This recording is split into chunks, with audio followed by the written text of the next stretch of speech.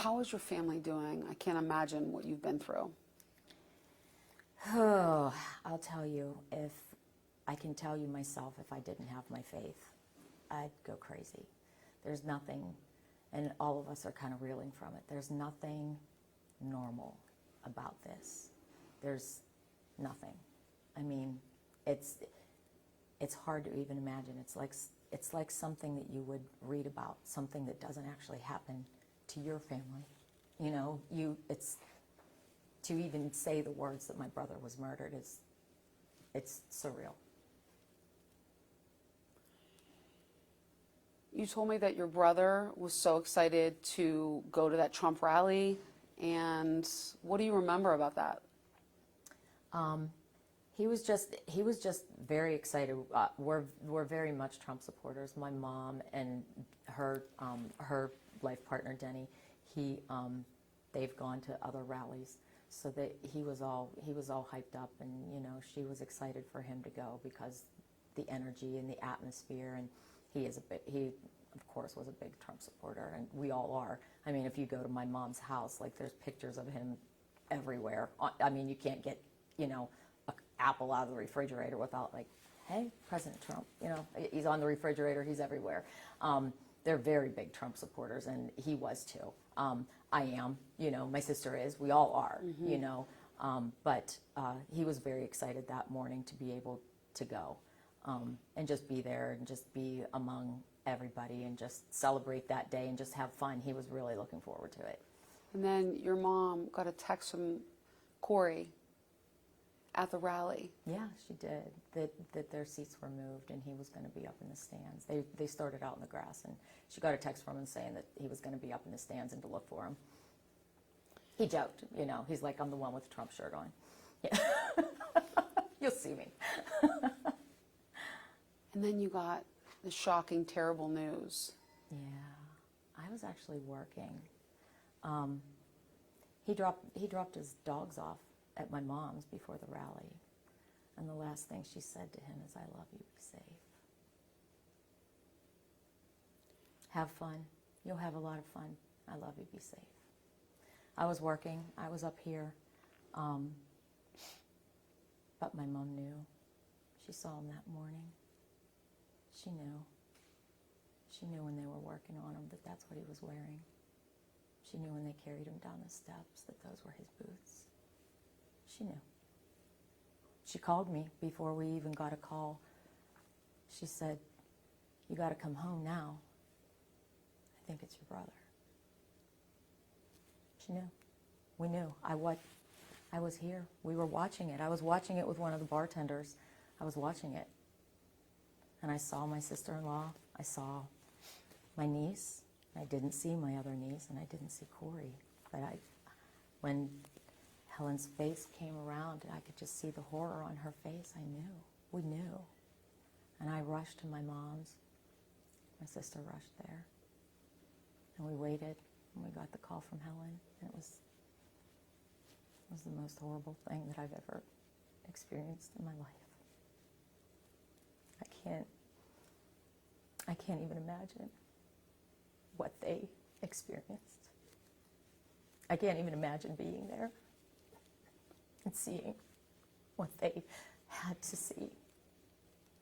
Our hearts are broken for ourselves, but they're so broken for them. Nobody should ever have to see that.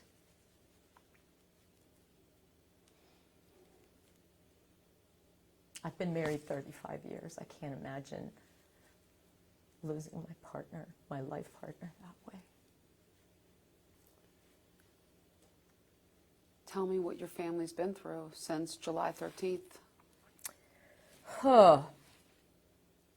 Well, the day after my brother was murdered, first thing I woke up to at 7 o'clock in the morning was the producer from CNN.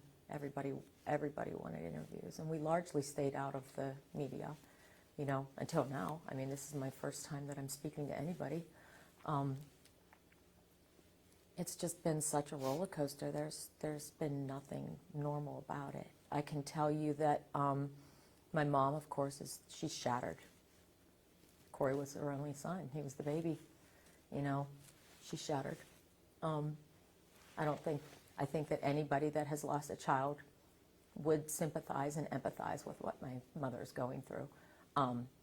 But what happened has been on the national stage, you know, like there's not a single person that I run into now that doesn't know what happened, you know. How has it affected you, Kelly? You know, you start the day, as soon as you open your eyes, you cry, get it all out. Sometimes you cry in the shower. You get it all out, and then you pull yourself together because you still have to work and you still have to go about your day. But it's always up and down, you know. You don't want to listen to the podcasts. You don't want to listen to the news, but you do want to listen to the news. You know, it's like it's a balancing act. The whole day is a balancing act. It's hard for me sometimes during the day. We're actually sitting in the room where my brother, where his viewing was. He was laid out here in the corner right behind you. So there's days that I can flip the light on in this room, and there's days that I have to keep the door shut. This is my place of employment, but it was big enough to house all the amazing people that came to pay their respects. But some days it's harder than others. This beautiful picture Yeah. to you of Corey. Yeah. Just tell me about him. What was he like, and what will you miss most? My brother, he had a servant's heart. He served his church, he served his community. He was the fire chief, you know. But he was more than a fire chief. I heard so many stories about my brother. He was very humble. So many stories with the people that just came through, you know, that would tell me stories of, you know, he was the last face that they saw when Corey pulled them out of a car, you know, out of a wrecked car. One gentleman told me a story of he had a farm equipment accident, and he was bleeding pretty badly, and it involved the Columbine, you know, piece of equipment that they pulled behind a tractor, but he had passed out, and he said that when he woke up, that he would never forget. He saw my brother's face on the news, and he said, "That's the man that saved me. I'll never forget those eyes." And he told me that story, you know. And even just 2 weeks ago, you know, like I've heard so many people say, "Oh, he just did what any good father would do." But I manage a wedding venue, and the groom's mother told me a story. She said, she gave me a big hug, and she says, "I have to tell you." She said, "I don't know if you remember," she goes, "but here in Sarver," she goes, "there was a time," she goes, "my youngest son, my boy, got lost in the woods. Nobody could find him. There were search parties everywhere." And she said, and it was getting dark. And she says, and he was only 8. And she goes, and I was terrified. I was scared to death. I was crying. I was standing at the door, and there were search parties everywhere. There was helicopters. There was everything. And she said, "Your brother walked up the driveway with my little boy in his arms and handed him to me." And she goes, "He was my hero that day too." So that's who he was. But he didn't talk about those things. He didn't brag about those things. He was so humble, and he was so kind, and he was so generous, and his laugh was infectious. I think I miss that the most, because he was a goofball. He was always laughing and always joking. He had my father's sense of humor. And he, you know, he laughed like my dad, and he had my dad's sense of humor, and he was always just silly. He was just silly. When you saw former President Trump recognize Corey at the convention, what did you think? That's my brother's gear. He should still be here. I mean, we were very honored that he did what he did, but that's not how, I don't think that's how it was supposed to be. You know, I mean, he should still be here. You've heard from former President Trump? Yeah.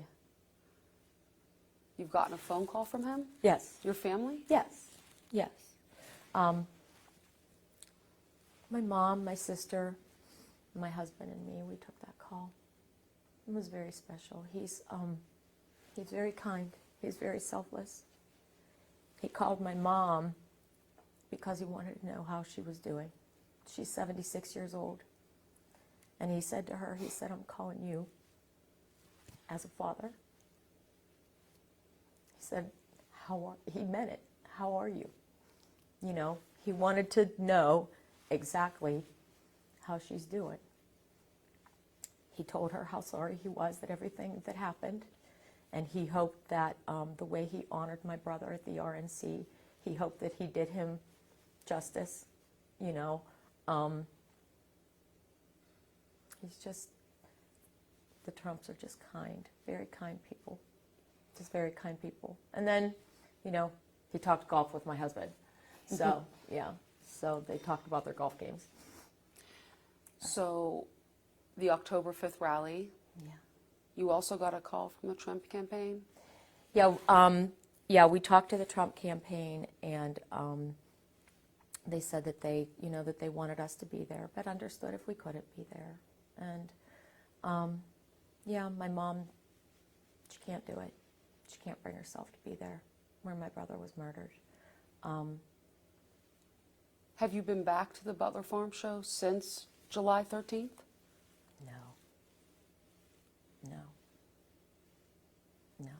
How do you feel about going back to that same spot?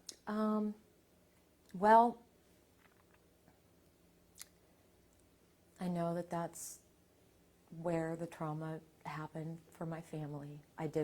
We all watched it that day, and we all watched it on steady loop all week, you know. I can't tell you how hard it is to see your brother die over and over again all week long. So we had to try to stay off of social media, stay off the television. That was hard because you want to know what's going on, but at the same time you don't want to see anything. I'm not nervous about going. It's strange. I'm not nervous about going.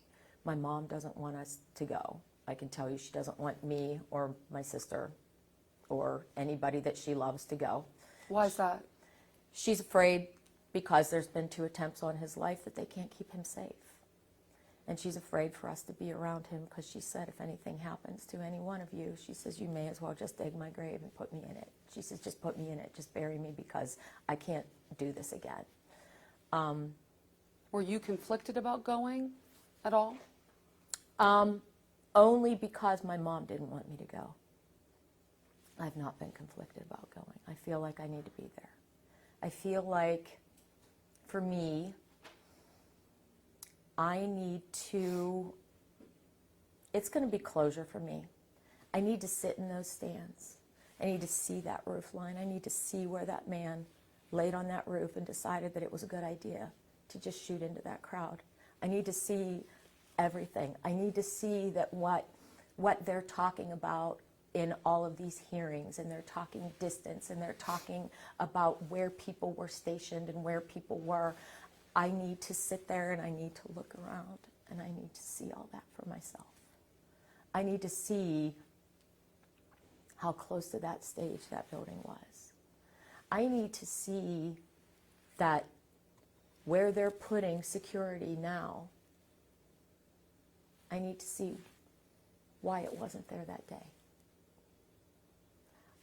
I need to feel like I need to be there in that crowd just to, maybe it's closure, maybe most people wouldn't be able to do that. But for me, I think that I feel like I need to be there because I wasn't there that day. Looking at everything that you've read, that you've seen, these hearings, who do you blame for your brother Corey's killing? I blame the people that took him out on the X when they shouldn't have. They should have held him. I mean, how hard would it have been to just hold him when they knew that there was a threat? That's who I blame. That's who I blame. Not the local police? Nope.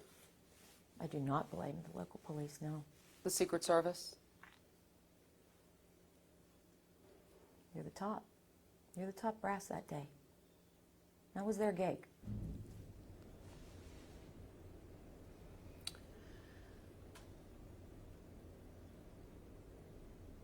What did the Trump campaign tell you in terms of how they want to honor Corey to Saturday?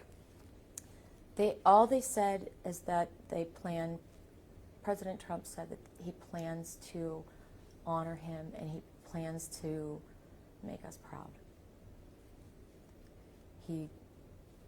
He's so very sorry for what happened.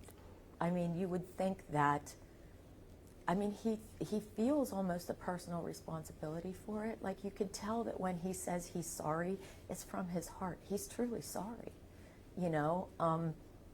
It shouldn't have happened. It just shouldn't have happened. And he almost lost his life that day, but he was consoling us. And then finally, just to go back, when you hear about the Secret Service failures, when you hear about the planning, when you saw the recent Senate report come out about calling a toll-free number about the drones, for example, when you hear all of this, it's maddening. What is your reaction? It's maddening. You're the Secret Service. You have one drone? One? You have a $3.5 billion, B with a B, a $3.5 billion budget, and you bring one drone? Like, I don't understand. I don't understand how many layers of incompetence there really were, because it seems like every day we're finding out more and more, and it's so frustrating. It's so frustrating. But despite all of those things, they knew that there was a threat, and they marched him out there anyway. That's what's so frustrating. Had he not been on that X, the shooter wouldn't have taken those shots. Do you feel any hesitation, any concern about going Saturday? You know, I probably should, but I don't. I feel like there's going to be so much security there now because of how badly they failed the first time. I don't feel like I'm in danger. I don't feel like our family's in danger. I don't. No, I'm not nervous. Maybe it's strange. I don't know. I'm not. And you said there is a chance that you could be on stage with... We don't know. Like, we don't know anything. I mean, I wish I could tell you. Right. I don't know. I haven't gotten any kind of memo saying you have to be here at this time, at this place, at this time. You know, we don't know. But it's your understanding that you will get to see former President Trump? I think we will, yeah. Okay. Yeah, I think we will. Is there anything else that you want the public to know about Corey, about his story, just about this tragedy? We don't want this to ever happen to anybody else ever again. This is not something that you would wish on your worst enemy. I mean, seeing what Helen and the girls are going through and seeing how this is literally killing my mom. My mom has Parkinson's, and in 3 months I've seen an exacerbation of her Parkinson's. She's not the same. You know, she's really struggling. I mean, all of us, we don't eat right anymore. We don't sleep right anymore. Personal interactions are so weird, you know, because there's not a single person that doesn't know about it. You know, like most of the time when somebody dies in your family and you tell them, you know, like, oh yeah, like, yeah, my cousin died or my uncle died or my, you know, they're like, oh, I'm so sorry, I didn't know. Everybody knows. So personal interactions have become not weird, but they're not the same. You know, the people that would say to me, oh, how's that new grandbaby? I have a 5-month-old grandbaby now. You know, I'm a first-time grandma. And, you know, it was before this happened, you know, how's that grandbaby? How's things at Lobby Hall? How, you know, are you guys really booked? They, you know, they'd make small talk, and now the first thing people do when they see you is pity you. You know, you get a hug, and then you wait for somebody to start crying, and typically they do, and you find yourself consoling other people. You know, they think that because, you know, this happened, that like we have a personal hotline with the Trumps. We don't, you know. They're not reaching out to us every day, you know, but they reach out to us. You know, they mostly reach out to Helen and the girls, which is the way it should be. But the support you've gotten, you told me this earlier, Yeah. from around the world. Around the world, yeah. We get a lot of support. The community, I wouldn't change being part of the Freeport community for anything. Yeah. They are the most loving, caring community. I mean, the people have just lifted us up, and we know that when they say they're so, I mean, they grieve with us, and that has carried us. You know, I can't thank the people of this community enough. In terms of getting justice for your brother, is there anything you can tell me about what your family's pursuing, or? We can't really pursue anything. I mean, there's still an active investigation, you know, it's still under investigation. So, I mean, there's nothing, I mean, I can tell you as his sister and my mother and my sister, I can only speak for us. And I can tell you that, you know, we're not next of kin anymore. You know, I mean, you know, you grow up with, I mean, your brother and your sister, they're your first friends. Right. You know, What would justice look like for your brother? I want to make sure that whatever is happening or whatever did happen, that it comes out, and that the people that are responsible for this, they shouldn't be getting promoted. They shouldn't still be on the job. This is not how things should work. You want know? accountability. I want accountability. I want them to say, you know, we failed your family. We failed your brother. And we will never, nobody will ever experience this ever again. Like, this is not okay. It's not okay. You know, that's what we care about, is the justice for my brother. Have you heard from the Secret Service? Have you heard from the FBI or the Me, state myself, police? personally, no. Your family? No. Okay. Not me and not my mom, my sister, Okay. and me. Any final thing you want to say about Corey? It just seems like that's a precious picture. It is. And just, you just know, what I mean, it's a huge void, because your brother and your sister, your siblings, if you are a sibling, you know that your siblings are your first friends. That's who you play with when nobody else will play with you. We were like this little triangle. We were this little tribe, and now that's broken. You know what I mean? I was his big sister. I was his protector. Yeah. And right now, I was always able to fix things and help. My brother and sister called me the fixer, because when there was a problem, I didn't cry about it. I just fixed it. And when they were crying about things, I just fixed it. You know, and I can't fix this, and I feel so helpless. I want to fix it. I want to make it better. I wish I could make it better for my mom. I wish I could make it better for Helen. I wish I could make it better for Allison. I wish I could make it better for Kaylee, and I can't. You just miss him so much. I do.